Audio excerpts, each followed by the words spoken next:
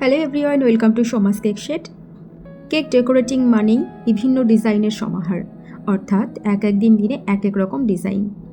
আর এর মধ্যেও কিছু কিছু থিম আর অর্ডার সত্যি মন ভালো করে দেয়, সেই রকম এই কেকটি। এই কেকটির ফটো আমি আগেই আপলোড করে দিয়েছি। কেকটির অর্ডার এসেছিল সুতা বুটিক থেকে। মৌমিতা দি তার বুটিকের 1 বছর অ্যানিভার্সারি উপলক্ষে কেকটি অর্ডার করেছিল।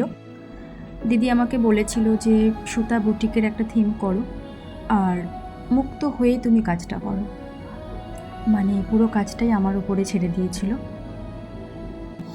সিরিয়াসলি এমন একটা কথা শোনার পর কতটা আনন্দ পাওয়া যায় সেটা শুধু আমরা হোম বেকাররাই হয়তো জানি। কাজ করার জন্য মুক্ত হতে কে না চায় বলুন তো। যাই হোক, কেকটার বেস রেখেছি হোয়াইটের ওপর।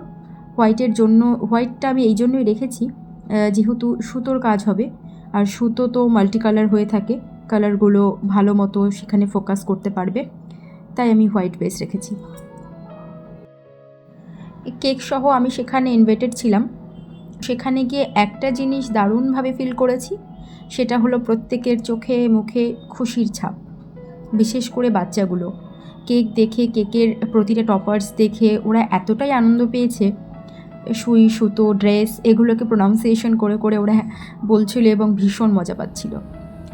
আমার বানানো কেক দেখে অনেক মানুষ, অনেক বাচ্চারা খুশি হয়, রিভিউ পেয়েছি, বুঝতে পেরেছি। এবার সেটা নিজের চোখে দেখার সুযোগ করে দিয়েছিল মৌমিতা দি।